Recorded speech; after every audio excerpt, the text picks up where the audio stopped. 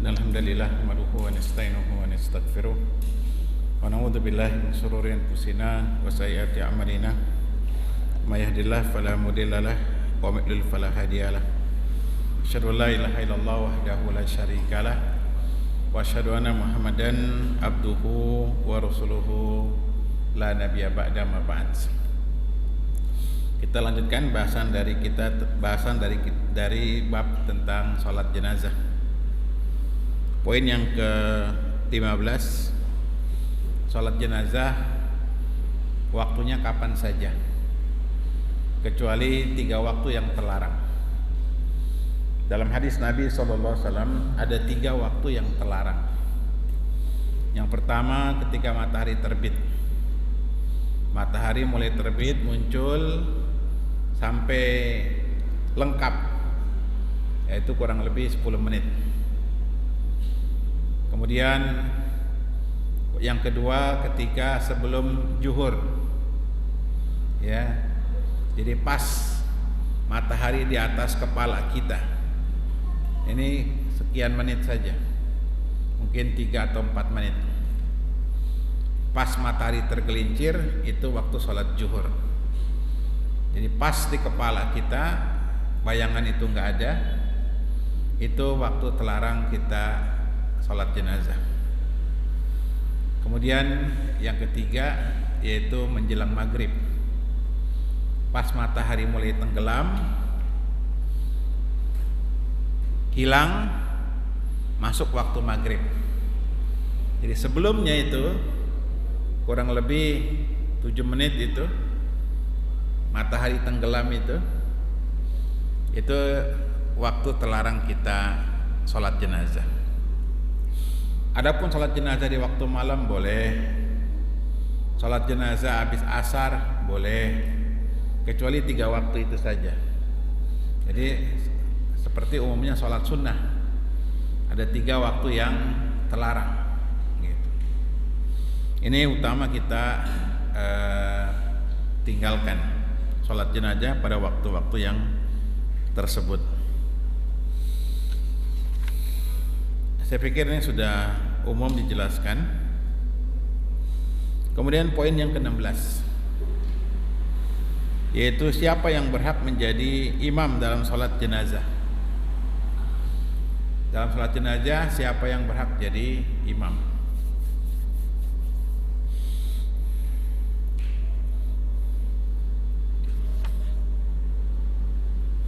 Ini pernah juga kita singgung. Yang berhak jadi imam itu pertama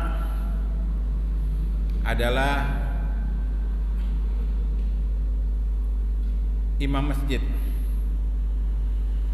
Imam masjid kalau sholatnya di masjid.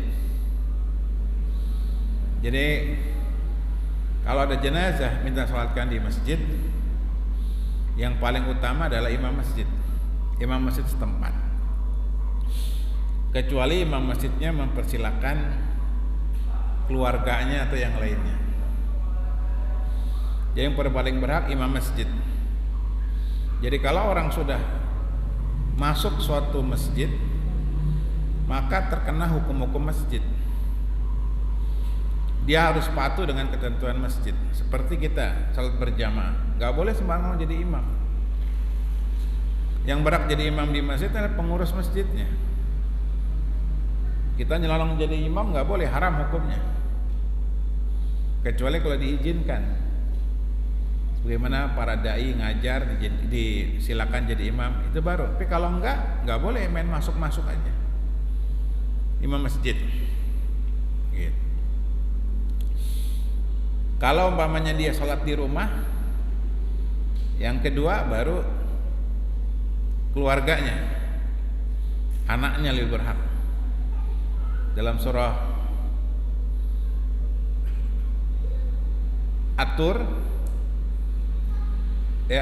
surah Al-Ahzab, Allah berfirman, wa ulul arham ba'duhum aula'u bi ba'din fi kitabillah. Hubungan rahim satu dengan yang lainnya lebih berhak sesuai dengan kitabullah. Yang ada hubungan rahim, anak, pamannya kakak atau adiknya, orang tuanya, atau suaminya kalau dia perempuan. Jadi keluarganya lebih berhak. Kemudian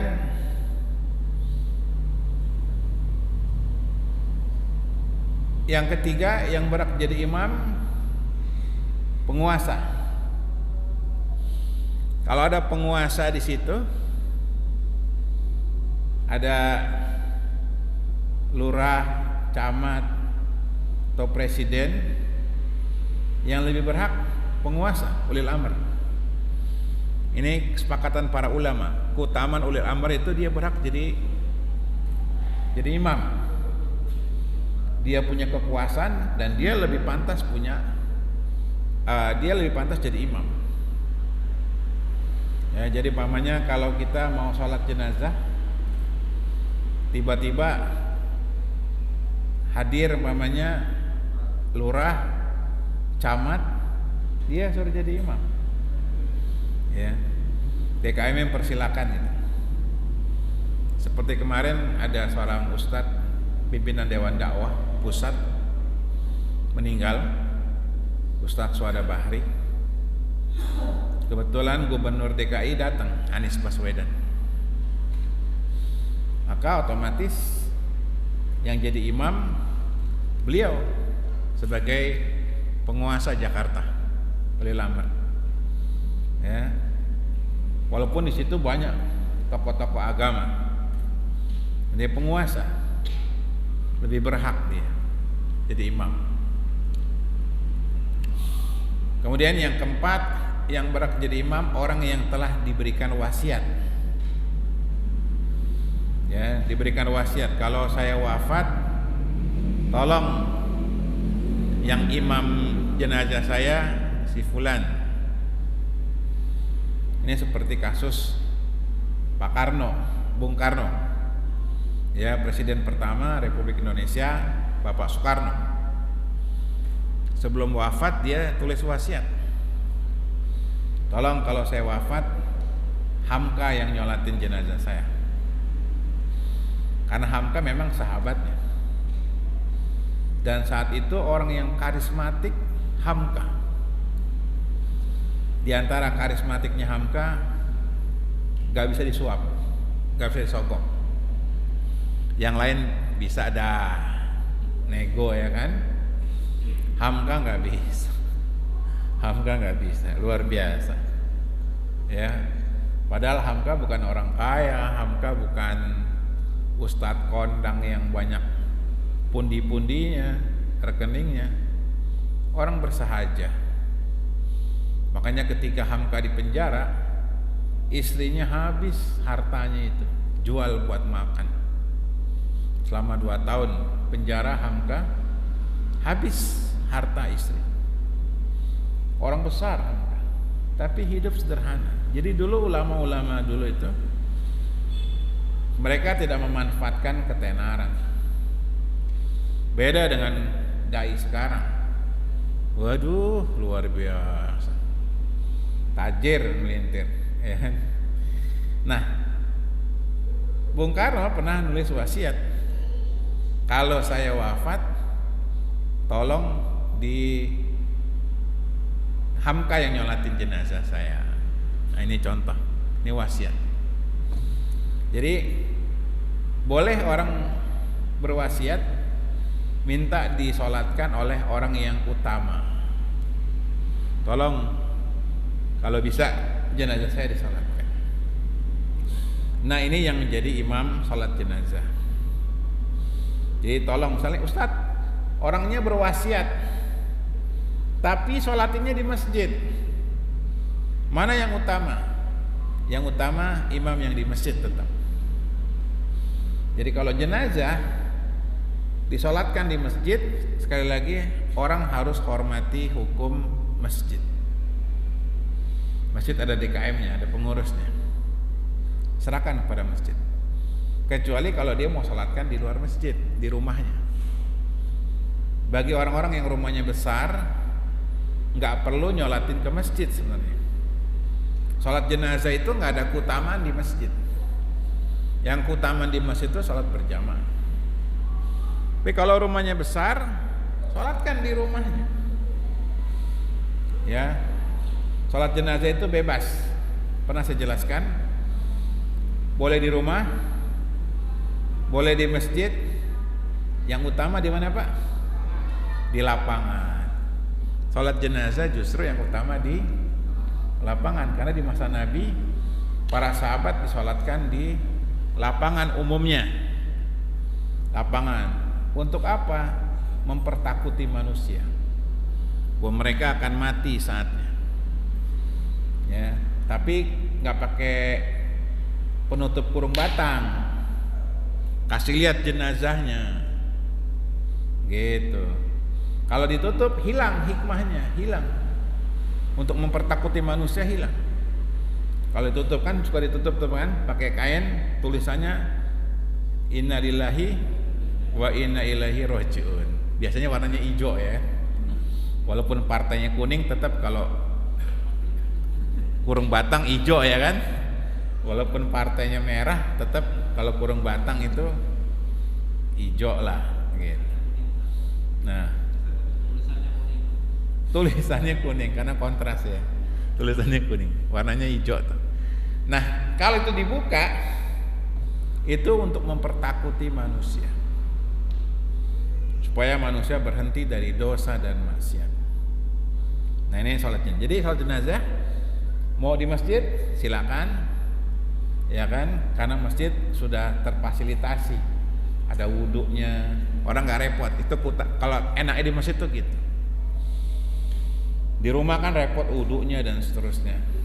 Di lapangan juga kadang repot. Tapi memang utama sholat jenazah di lapangan. Nah, di sini saya ulangi, yang berhak jadi imam tuh pertama orang yang pengurus masjid, ya. Yang kedua keluarganya. Ketiga penguasa. Kemudian yang keempat orang yang diberikan wasiat untuk jadi imam. Ini imam sholat jenazah. Makanya pemimpin harus ngerti. Ya. Pemimpin kayak di Aceh bagus juga itu. Ya, gubernur harus bisa baca Quran, ya kan, di Aceh. Kalau kita di presiden begitu, kagak ada yang lolos. Ya, suruh baca Quran. Di Aceh gubernurnya mesti bisa baca Quran karena dia jadi imam. Jadi imam. Dulu waktu gubernur Jawa Barat, siapa namanya Pak? Yang PKS itu?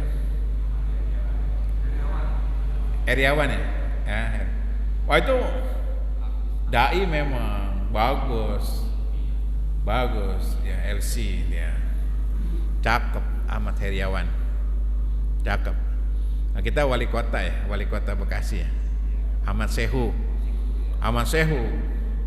cakep, baca Qurannya cakep. Saya pernah ceramah depan dia tuh, Pak Kiai saya minta izin, ya Ustadz gitu. Ya, ketika ada keluarganya kena musibah, yang disuruh minta nasihat justru saya, padahal ada beliau. Nah, ini contoh. Jadi, ya Pak. Jadi kalau penguasa bisa baca Quran, ngerti hukum sholat jenazah, sholat gerhana, sholat Jumat, sholat Id, itu memang penguasa. Kita di zaman penguasa itu malah anti agama, bodoh, kecuci otaknya itu, ya, mulai dari pendidikan sampai training jabatan itu orang diajarin anti agama, bodoh. Padahal kalau penguasa paham agama, rakyat senang, orang nunggu. Pemimpinnya itu khutbah Jumat. Siapa khutbah Jumat hari ini? Lurah. Senang orang. Lurah. Camatnya gitu. Ya. Orang tunggu itu. Ya kayak kemarin tuh waktu Suhada Bahri itu, Kiai Haji Suhada Bahri. pimpinan Dewan Dakwah Pusat, ya, yang itu spontanitas, datang Gubernur DKI sholat.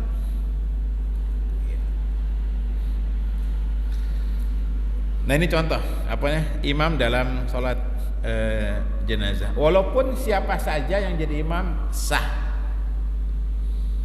Walaupun siapa saja yang jadi imam hukumnya sah, ya, sholat jenazah.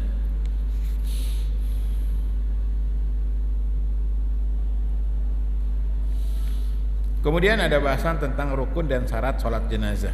Ini juga banyak diterangkan oleh para ulama tentang rukun dan sholat jenazah.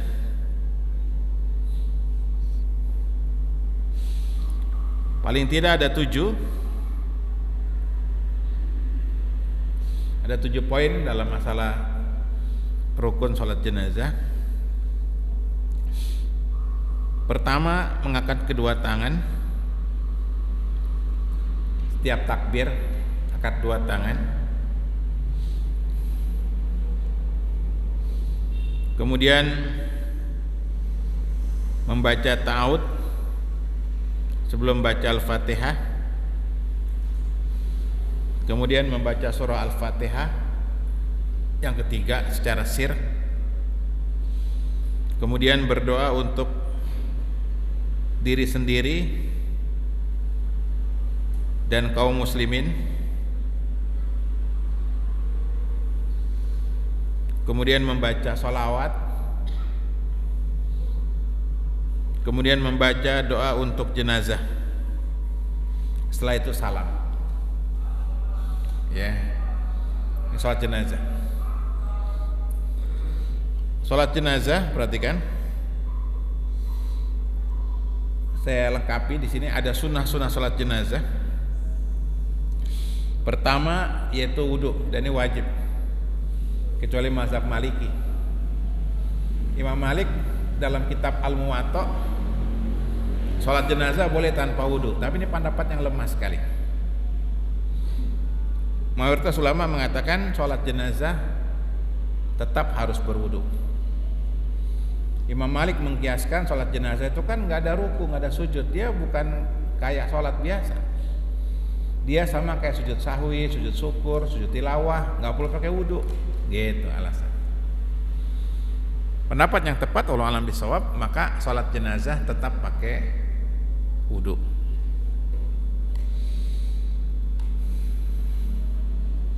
Kemudian yang kedua, di antara etika sholat berjamaah, yaitu imam menghadap kepada jenazah, ya, menghadap jenazah. Dan ini pernah kita jelaskan, kalau laki-laki di kepala, perempuan di tengah. Jadi bukan jenazahnya jauh atau jenazahnya sebelah kanan sebelah kiri. Ini salah. Ini banyak terjadi di masyarakat kita. Saya pernah menyaksikan langsung salat jenazah, jenazahnya nggak di hadapan imam, jauh. Sebelum takbir saya tegur imamnya, Pak, salat jenazah itu depan jenazahnya, gitu. Kemudian langsung jamaahnya langsung menghampiri jenazah. Jadi jenazahnya di sana, salat jenazahnya di sini. Saya bilang, dari mana ini? Gitu. Sebelum takbir, saya dari belakang maju dulu. Saya bilang, Pak Ustadz, salat jenazah depan jenazah. Karena di hadis jenazah laki imamnya di kepala, jenazah perempuan imamnya di tengah. Ini jenazahnya jauh. Alhamdulillah langsung terima, dia geser semuanya. Allahu Akbar. Ini daerah Tangerang, ya, daerah Tangerang kejadian. Ya. Selesai, saya hampirin imamnya. Saya keluarganya, Pak, gitu, supaya nggak salah paham. Saya keluarganya.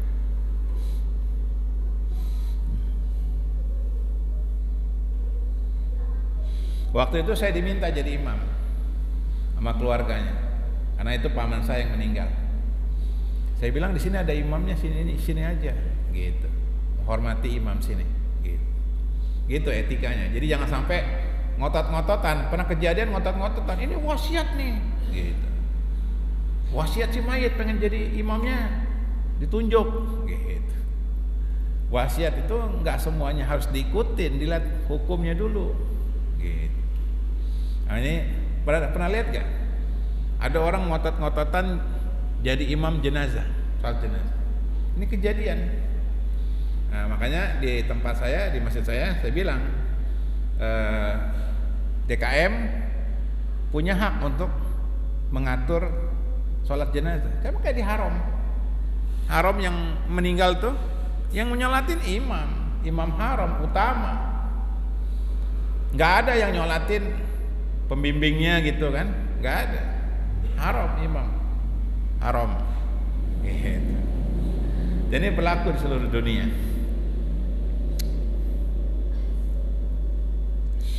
Kemudian yang ketiga di antara adab sholat berjamaah yaitu makmum berada di belakang imam seperti sholat fardu, dan disunahkan bikin barisan ganjil, sehingga yang membedakan sholat berjamaah dengan sholat jenazah, kalau berjamaah kan harus rapatnya, safnya itu rapat. Sholat jenazah tidak, diperbanyak safnya. Kalau seandainya cuma 3 orang, maka berdirinya satu-satu. Ya, kalau jamaahnya cuma 3 orang, maka berdirinya satu-satu. Imam satu, makmum belakangnya satu, makmumnya lagi belakang satu. Ini khusus sholat jenazah.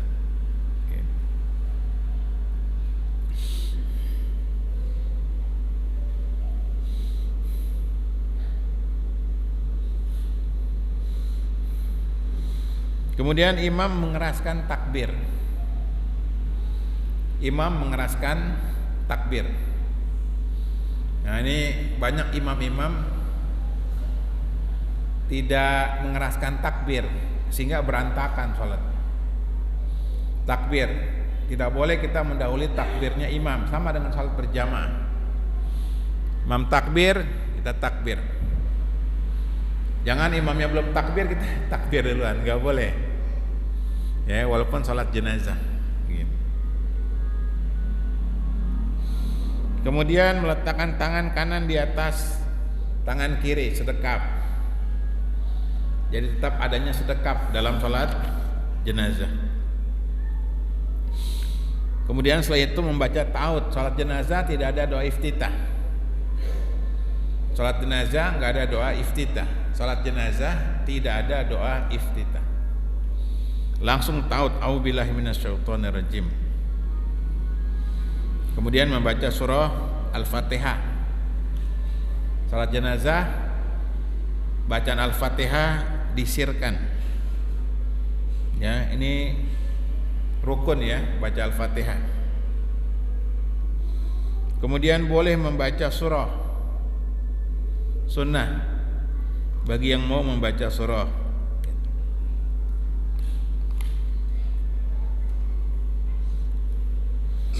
Ini jarang. Memang terkenal dalam mazhab Syafi'i hanya baca Al-Fatihah.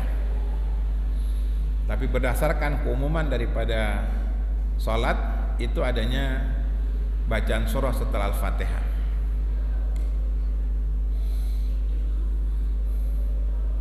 Di sini sebutkan disunahkan baca surah yang pendek-pendek. Ya, karena sebagian ulama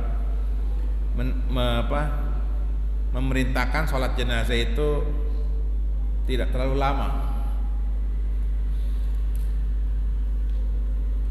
Walau alam bisawab, boleh kita panjangkan kalau memang dibutuhkan. Sholat jenazah boleh kita panjangkan,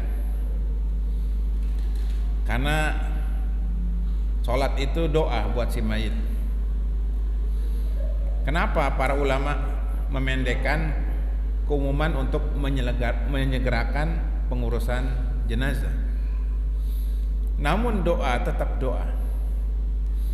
Banyak kaum muslimin setelah sholat jenazah itu kan doa lagi. Selesai ustadznya, imamnya doa panjang.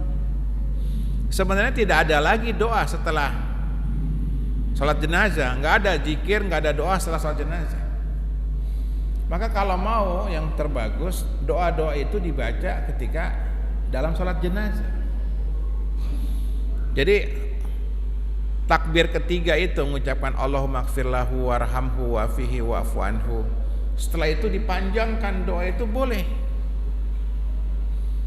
Ya, dipanjangkan boleh. Baca doa yang panjang buat si mayit. Karena si mayit itu butuh doa kita. Mayit itu butuh doa kita. Seperti orang mau pergi jauh, butuh bekal yang banyak. Mayit itu butuh doa kita. Ya, kasih tahu ke jamaah, Bapak-bapak, nanti kita sholat jenazah agak panjang ya. Kita doakan ini supaya bisa memberikan syafaat buat si mayit. Adik-adik, dek, aduh, malah asik bercanda. Nah, jadi keumuman memang sholat jenazah itu pendek karena ulama menyuruh untuk segera mengurus jenazah sampai ke pemakaman, sampai dikubur. Namun dalam kondisi-kondisi tertentu, misalnya ya lobangnya juga belum siap namanya, maka dibolehkan orang untuk panjangkan bacaan itu. Dibolehkan untuk panjangkan bacaan itu. Kesian. Dulu saya punya kawan dekat, dia punya cita-cita untuk mengumpulkan reuni ya.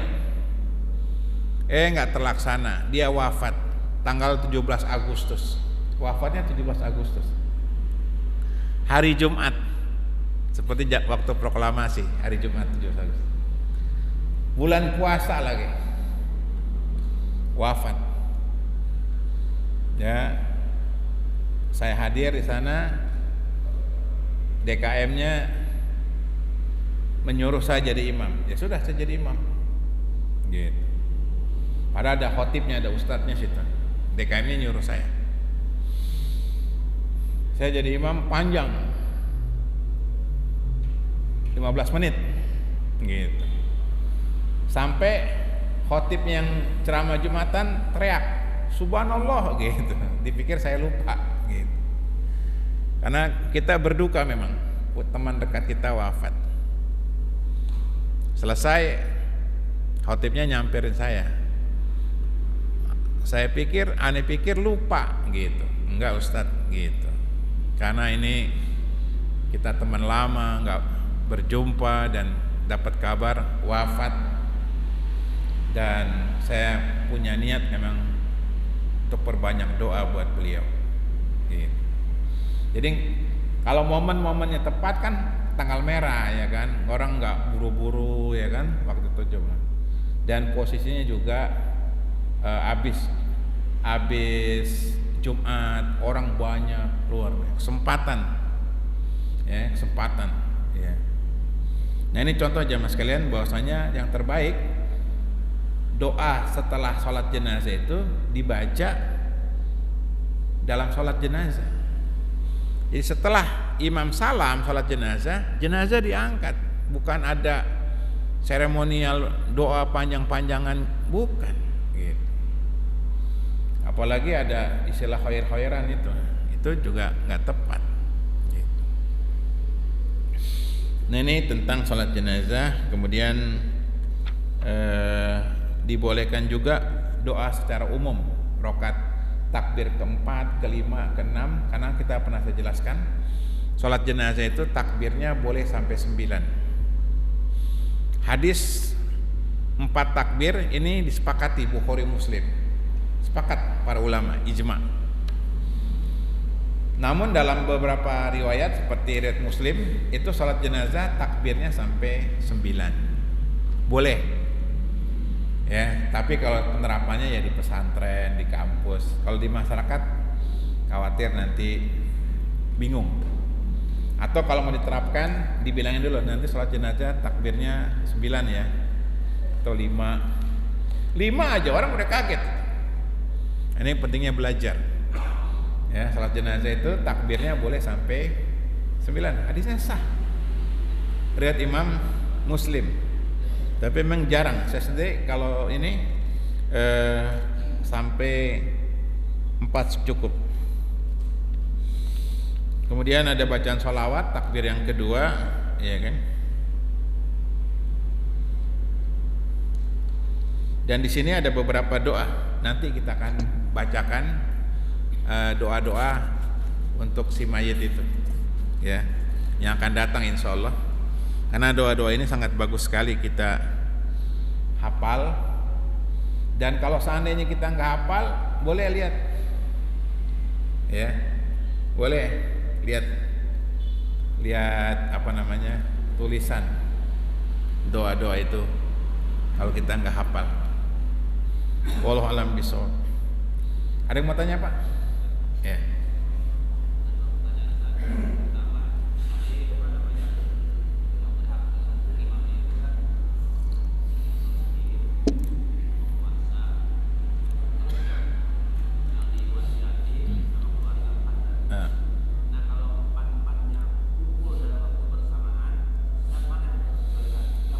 Kak, tunggu.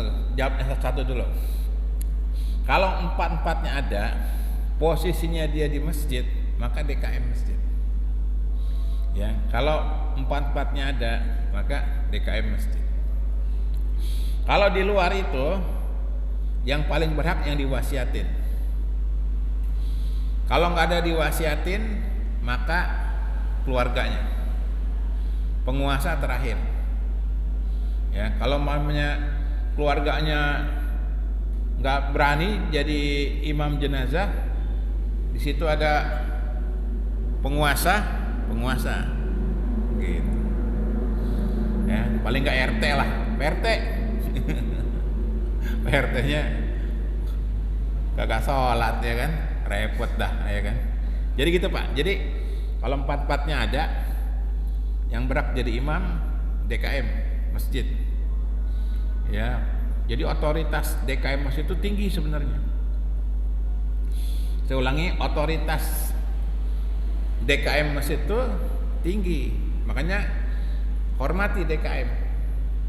Ya, dia sudah mau ngurus masjid, hormati gitu. Wallahu a'lam bishawab. Saya juga berapa kali ditegur sama DKM masjid gitu. Ikutin, hormatin karena dia pemilik tuan rumah.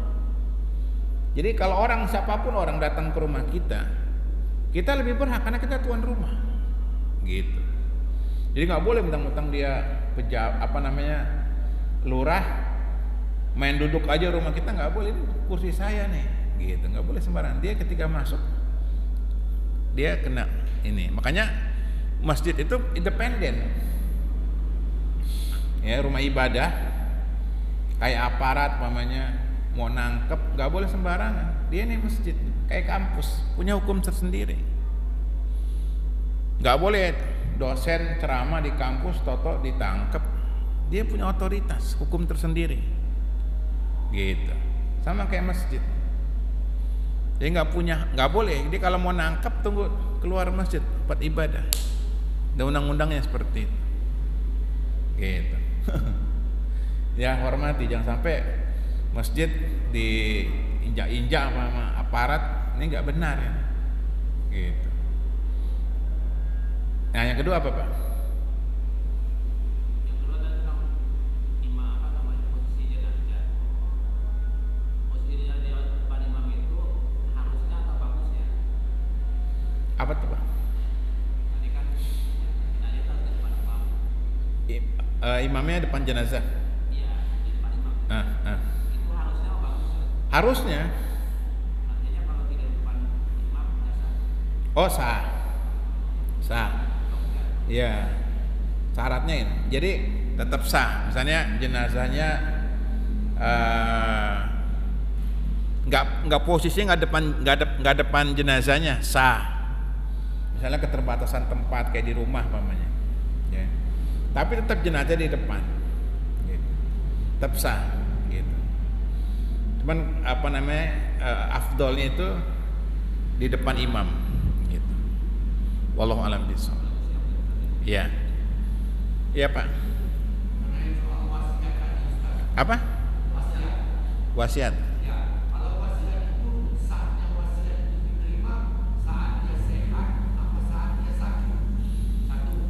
Tuh, satu dulu Pak, saya takut lupa.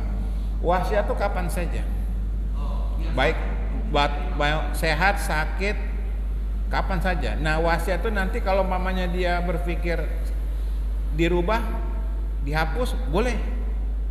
Jadi wasiat, hukum wasiat itu nggak harus menjelang kematian. Wasiat itu banyak Pak tempatnya. Pertama, sebelum tidur tulis wasiat. Karena seringkali orang tidur meninggal. Itu hadis Sahih Muslim. Yang kedua, mau sapar. Mau sapar itu wasiat. Karena kadang orang sapar pulang meninggal. Yang ketiga, mau jihad. Itu udah pasti tuh kalau jihad. Nah, kemudian yang keempat, menjelang kematian. Itu wasiat. Sakit umpamanya. Jadi waktu dalam kondisi sehat lagi kumpul boleh dia berwasiat. Nanti umpamanya dia pengen ralat wasiatnya, misalnya saya tanah yang di belakang rumah saya itu nanti kalau saya wafat buat masjid ya, gitu. Ternyata dia pengen ralat, boleh. Saya ralat deh. Ntar kalau saya wafat jangan buat masjid, saya pengen bikin sendiri rumah tahfiz umpamanya. Boleh diralat. Gitu. Ya, yang kedua apa Pak? Yang kedua, kalau dia minta wasiat itu diberikan di daerah, tapi kita nggak mampu, Ustaz. Bagaimana? Apa kita harus laksanakan wasiat permintaannya? Daerahnya mana dulu? Kalau daerahnya jauh, memberatkan, nggak usah diikutin wasiatnya. Ya, Jawa Tengah lah. Iya, jauh berarti, gitu kan? Ambulannya itu kalau Jawa Tengah hitung-hitungannya 1 jutaan lebih.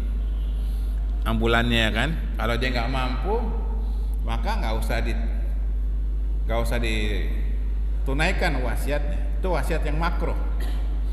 Karena dalam Islam syariatnya yang paling utama jenazah dikuburkan yang terdekat, agar yang memikul itu tidak terbebani. Jadi bapak-bapak kalau ada yang wasiat pengen kubur di kampung, di samping makam ibunya atau istrinya, kalau itu membebani jangan. Kalau memang itu ada orang kaya nggak masalah.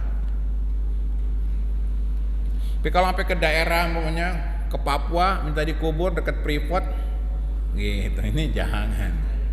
Ya, nyusahin ya. Kalau masih kejangkau ya, saya ulangi, apalagi sekarang kan ada tol, orangnya mampu ya nggak masalah. Tapi kalau nggak kejangkau, terbebani keluarga, jangan ya. Takaluf, nuhina anit takaluf. Kata para sahabat, kami dilarang untuk membebani diri dalam beragama. Kubur yang terdekat. Kalau nggak mampu, boleh minta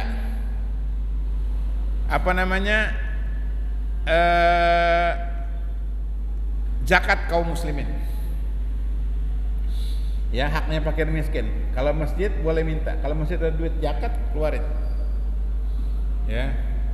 Kalau enggak dosa satu kampung itu. Ya, karena saya lihat banyak di daerah itu orang-orang bawa jenazah pakai motor.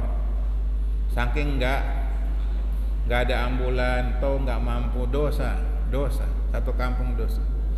Nah, di sinilah pemimpin harus cerdas. Kalau umpamanya dia nggak mampu, patungan, masyarakat patungan. DKM masjid juga harus peka. Kalau ada orang-orang yang seputar masjid membutuhkan dana, dia nggak mampu untuk biaya pengobatan, sekolah, keluarkan dana itu. Ini buat DKM ya, DKM. Kalau DKM seandainya tahu ada tetangga masjid umpamanya dia nggak mampu untuk bayar rumah sakit atau bayar SPP, kasnya ada, keluarkan, itu hak kaum muslimin. nggak usah diminta, gitu. Kalau dia tahu ya, kalau dia tahu, kalau nggak tahu nggak apa-apa. Dia tahu ini samping masjid, nggak mampu sekolah atau nggak mampu bayar rumah sakit, duit ada, keluarkan, gitu. Itu yang fungsinya pemimpin gitu. Kalau pemimpin megang kas RT, kas RW, keluarkan, gitu. Itu pemimpin. Jadi saya juga heran nih, pemimpin ngapain gitu. Jadi kepedulian terhadap personal itu, rakyat itu bohong. Lihat RT itu pada maling sembako itu, apa namanya, kemarin bansos. Kemarin saya ngajar di Pondok Kelapa, gitu. DKM nanya, Ustaz, RT kita terindikasi makan duit bansos, laporin. Kejahatan itu, duit bansos disikat, laporin. Nah, saya berharap Ustadz ya kayak saya atau dai DKM, pemimpin itu peka sama masyarakat, peka. Ya, karena banyak juga Ustadz nggak peka. Seolah-olah Ustadz tuh ceramah, ngajar, tidak. Ustadz tuh pengganti para nabi. Dia pengayom umat. Kalau ada jamaah yang miskin, dia umumin. Ada kawan kita yang butuh bantuan, ya, memanfaatkan jalur dakwah, bantu. Gitu. Kadang-kadang ada orang-orang miskin tuh datang, Pak Ustadz, ya, saya kalau lagi ini saya bantu, tapi jangan bilang-bilang, nanti semua pada datang, gitu, datang gitu. Ya, saya di jalanan memang sering dapat tuh, Ustadz titip duit, kasih merbot tuh banyak yang sepelein, jasanya besar, gajinya rata-rata nggak pernah, UMR tuh nggak pernah, kecil merbot, kerjaannya berat. Aduh, bakhil umat, gitu, bakhil. Ya, kalau saya jadi DKM merbot, saya sejahterain insya Allah, karena dia berjasa di mana-mana. Merbot gajinya ya air mata, gitu. Ya Pak ya, maksudnya megah, merbotnya ya, gitu. Makanya bagus program DKI itu, merbot diumrohin, bagus. Ya, pemimpin DKI, semoga Allah berkahi ya pemimpin kita itu. Nah, ada program umroh buat merbot. Kenapa? Merbot dilecehin, gaji nggak pernah naik, kesian. Ya, padahal pengurusnya DKM-nya kaya, aduh. Ya, sampai sini. Subhanakallahumma bihamdika, asyhadu an la ilaha illa anta astaghfiruka. Assalamualaikum warahmatullahi wabarakatuh.